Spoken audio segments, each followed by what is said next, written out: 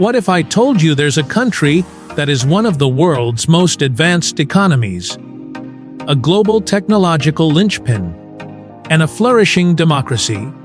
Yet for many, it barely exists on the map. A place whose very name is a matter of fierce debate. A phantom state whose 24 million people live in the shadow of a colossal neighbor that claims them as its own. This isn't a journey to see temples and taste street food. This is an investigation into the soul of an island forged in defiance, a quest to understand how a place so politically precarious became so culturally confident and technologically indispensable. Forget what you think you know. We're about to peel back the layers of one of the most complex and compelling stories of our time. Before we can understand anything about this island, we have to confront the elephant in the room. What do you call it? To some, it is the Republic of China, the last remnant of the government that lost the Chinese Civil War in 1949 and fled here. To most of the world, and increasingly to its own people, it is simply Taiwan. This isn't just semantics, it's an existential crisis played out on the world stage. To fly into Taiyuan International Airport is to enter a geopolitical paradox. You've landed in a self-governing democracy with its own military currency and passport. Yet as of 2025, it's officially recognized by only a handful of nations. This identity struggle wasn't born in a vacuum. It was forged in the crucible of the 20th century. After the Kuomintang Party, led by Chiang Kai-shek, lost the mainland to Mao Zedong's communists, they retreated to Taiwan, bringing with them 2 million soldiers, officials, and civilians. They imposed martial law, an authoritarian rule that lasted for 38 long years, a period known as the White Terror. During this time, any dissent was brutally crushed, and a singular Republic of China identity was enforced. The local Taiwanese, who had already lived under 50 years of Japanese rule, were once again subjects in their own land. But from the ashes of that repression, a new identity began to sprout. When martial law was finally lifted in 1987, it unleashed a torrent of democratic energy. A vibrant civil society blossomed, and people began to ask a fundamental question: are we Chinese, or are we Taiwanese? For the older generation who fled the mainland, the answer might have been clear. But for their children and grandchildren, born and raised on this island, the connection to China was abstract. Their reality was here. Today, this shift is undeniable. Recent polls in 2025 show that over 2/3 of the population identifies primarily as Taiwanese. They see their nation as distinct, with its own unique history, culture, and democratic destiny. You can see this quiet assertion everywhere in the fierce pride people take in their passport, which, despite its limited formal recognition, is one of the world's most powerful for travel. And in the international sports arena, where athletes must compete under the awkward, politically neutered banner of Chinese Taipei, a constant, frustrating reminder of their contested status. This is the foundational tension of Taiwan, a nation holding its breath, a ghost at the international feast, determined not to fade away. So, how does a nation in such a precarious position not only survive but thrive? The answer isn't just in its military, though that is a significant factor. The real armor is invisible. It's in your pocket, on your desk, in your car. It's in the microchips that power the modern world. It is almost impossible to overstate Taiwan's dominance in this field. As of 2025, it continues to produce over 65% of the world's semiconductors, and a staggering 92% of the most advanced ones. The tiny, complex brains behind AI supercomputers and cutting-edge military hardware. This is no accident. This is a deliberate, multi-decade strategy of survival. At the heart of it all is a company you may have never heard of, but whose products you use every single day. TSMC, the Taiwan Semiconductor Manufacturing Company. Founded in the 1980s with government support, TSMC pioneered a new business model. It wouldn't design its own chips, but would purely manufacture chips for other companies. This masterstroke turned it into the world's indispensable foundry. Companies like Apple, Nvidia, AMD, and Qualcomm, the titans of the tech world, are all utterly reliant on TSMC's manufacturing prowess. This technological dominance forms what is known as Taiwan's Silicon Shield. The theory is elegantly simple and brutally effective by making itself so critical to the global supply chain. Taiwan ensures that any potential conflict would not just be a regional disaster, but a global economic cataclysm. It's a form of mutually assured economic destruction. This strategy is the engine behind one of Taiwan's most remarkable achievements, a poverty rate hovering around 1.5%, one of the lowest in the world. This isn't a miracle, it's the result of a powerful synergy. The robust, high-tech economy generates wealth and stable, high-skilled jobs. This wealth funds a world-class education system that churns out the brilliant engineers needed to keep the engine running. And crucially, it funds a healthcare system that is the envy of the world. The National Health Insurance, NHI, a single-payer system, covers 99.9% of the population with a smart card that contains their entire medical history. This efficiency and accessibility ensures that a medical emergency doesn't lead to financial ruin. The Silicon Shield doesn't just protect Taiwan from invasion, it insulates its people from the hardships that plague so many other nations. But a country is more than its politics and its economy. To feel its heartbeat, you must descend into its glorious, chaotic, and utterly intoxicating night markets. Stepping into a place like Rao in Taipei, or the Rufeng Market in Kaohsiung after dark, is like plugging directly into the island's central nervous system. It's a sensory assault in the best possible way. The air is thick with the hiss of griddles, the percussive chop of knives, and a symphony of smells, the sweet char of grilled squid, the pungent, divisive funk of stinky tofu, and the herbal steam of medicinal pork rib soup. This isn't just about food, it's a form of secular worship, a nightly pilgrimage for the hungry and the social. You'll see families, couples, and students navigating the human river, their faces illuminated by the glow of neon signs and the steam from food stalls. Here, the social barriers of a formal society melt away. A CEO might be standing shoulder to shoulder with a construction worker, both waiting patiently for the same Kongyu Bing, a flaky scallion pancake, expertly rolled and griddled to perfection. Forget Michelin stars, the highest honor here is a long, winding queue, a silent, democratic vote for a vendor who has perfected a single dish over decades. Beyond the food, the market is a treasure trove of affordable fashion, quirky phone cases, and old-school carnival games. You can try your hand at shrimp fishing, where you catch your own dinner from a small pool, or test your aim at balloon popping stalls. It's a living, breathing community space. And of course, there is the national drink, a global phenomenon born right here, bubble milk tea. To drink authentic bubble tea in Taiwan is a revelation. The tea is freshly brewed and fragrant, the milk is creamy, and the tapioca pearls, known as a Q or kuku, a prized textural quality of chewiness in Taiwanese food, are cooked to perfection, never hard or mushy. As you wander through the market, clutching your cup, you realize the night market is a microcosm of Taiwan itself, energetic, innovative, a little chaotic, but deeply communal and full of heart.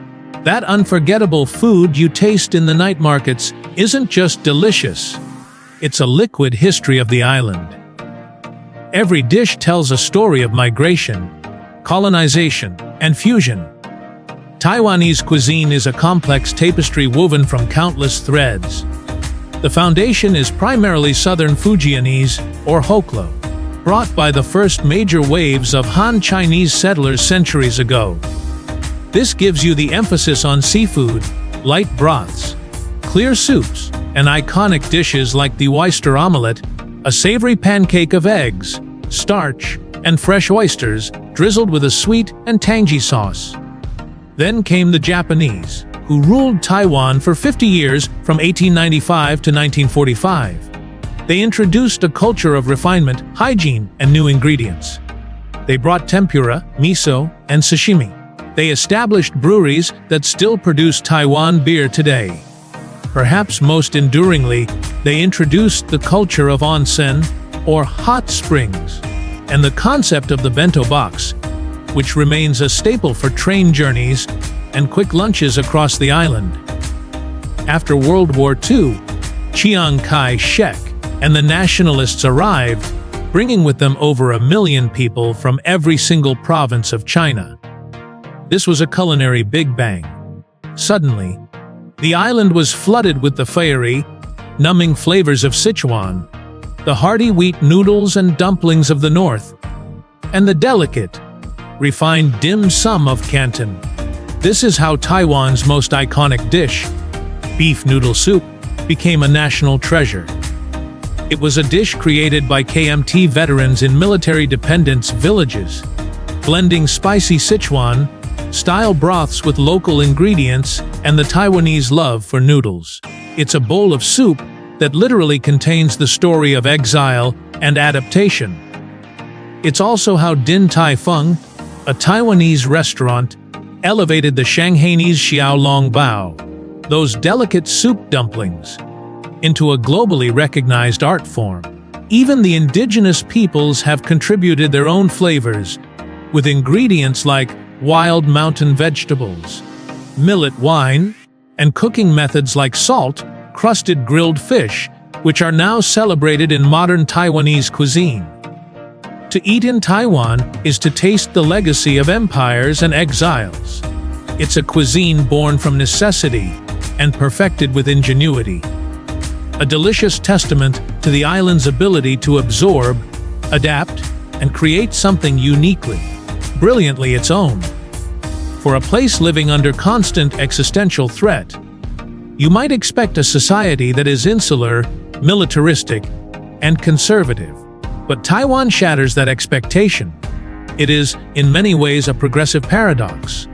In 2019, after years of fierce debate and activism, it made history by becoming the first, and still only, country in Asia to legalize same-sex marriage. This wasn't just a legislative change handed down from on high.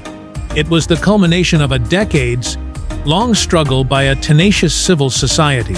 It was a profound statement about the kind of society Taiwan wants to be. One built on values of freedom, equality, and human dignity. Every autumn, Taipei hosts the largest pride parade in Asia, a joyous, vibrant explosion of color and music that draws hundreds of thousands from across the globe. It's a celebration, but it's also a defiant act of visibility, broadcasting a message of hope across a region where LGBTQ+ rights are often suppressed. This progressive spirit is rooted in Taiwan's own journey to democracy. The hard-won freedoms of speech, press, and assembly are not taken for granted here. This was evident in the 2014 Sunflower student movement, where young activists occupied the legislature to protest a trade deal with China, demonstrating a deep-seated commitment to protecting their democratic sovereignty. And perhaps nothing symbolizes this modern identity more than its political leadership. The superficial observation that Taiwanese women are beautiful misses the entire point. The real story is that they are powerful, following in the footsteps of its first female president. Sighing. When Taiwan continues to have one of the highest rates of female political representation in Asia, a stark contrast to many of its neighbors. This is a reflection of a society where women are essential drivers of progress in business, technology, and politics. This commitment to liberal, democratic values is Taiwan's soft power. It's a stark contrast to its authoritarian neighbor, and a core part of its modern identity, a beacon of what is possible. But the story of Taiwan didn't begin with the Chinese Civil War, or even with the first Hokklo settlers. Long before any of them arrived, this island was home to a rich tapestry of indigenous peoples. For thousands of years, they were the sole inhabitants.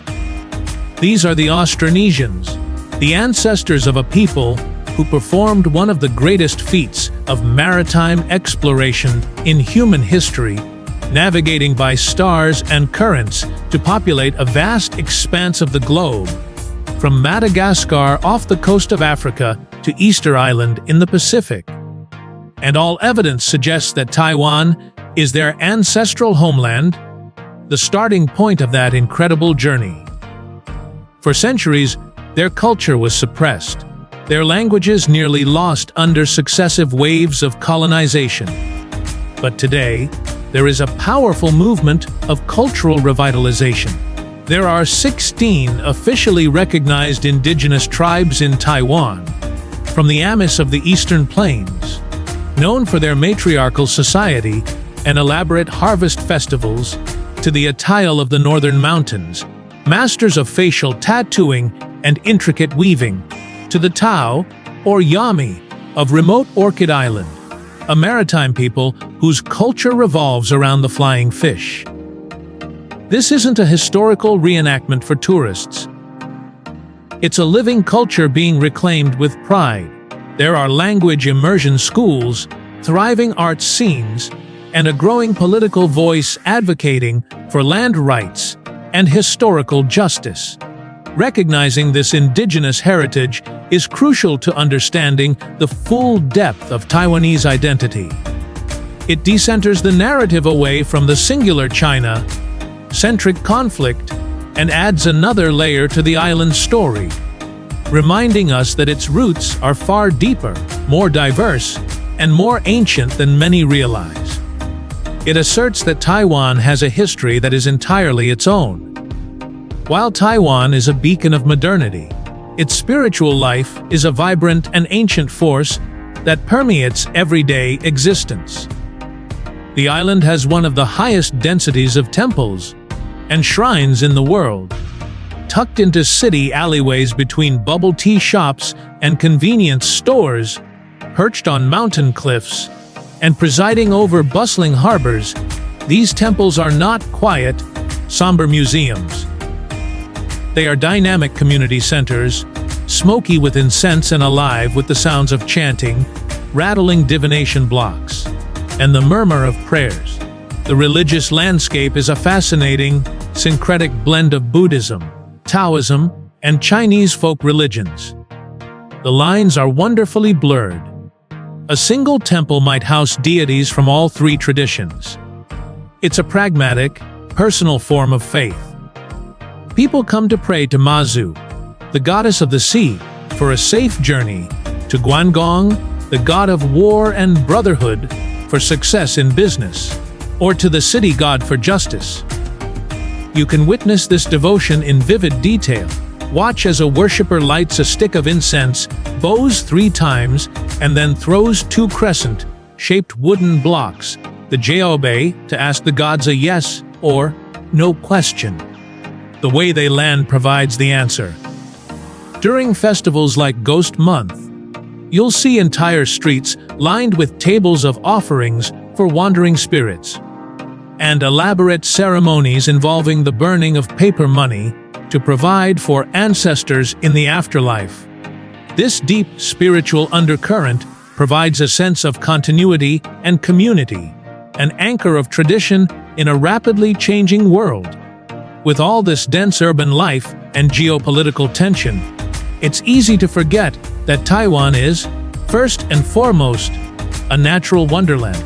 The Portuguese explorers who sailed past in the 16th century and named it Ilha Formosa, or Beautiful Island, knew what they were talking about. Over 2/3 of the island is covered by the Central Mountain Range, a rugged spine of jade running down its center, boasting over 260 peaks above 3,000 meters. A journey to Taroko Gorge is a humbling, almost primordial experience. Here, the Luwu River has relentlessly carved its way through solid marble and gneiss, creating a chasm of breathtaking scale and beauty. You can hike trails that were literally blasted into the cliff faces, cross suspension bridges swaying over turquoise water, and feel utterly dwarfed by the power of nature. Head higher into the mountains to Alishan, and you can ride a historic narrow, gauge forest railway through groves of ancient, mist-shrouded cypress trees, emerging above a literal sea of clouds to witness a sunrise that feels like the birth of the world. But it's not just mountains. In the center lies the serene beauty of Sun Moon Lake, a jewel of emerald water surrounded by lush peaks, perfect for cycling or a quiet boat ride. And thanks to its geology, Taiwan is dotted with hot springs. The Japanese developed a strong onsen culture here, which continues to this day in places like Batu, a suburb of Taipei where you can soak in therapeutic mineral waters in public bathhouses or luxurious resorts. From the white sand beaches of Kenting in the south to the dramatic volcanic landscapes of the outlying Green Island, this natural beauty is the island's soul, a source of profound national pride and a vital escape. And then, rising above it all, is the icon, Taipei 101. When it was completed in 2004, it was the tallest building in the world. But it was never just about height.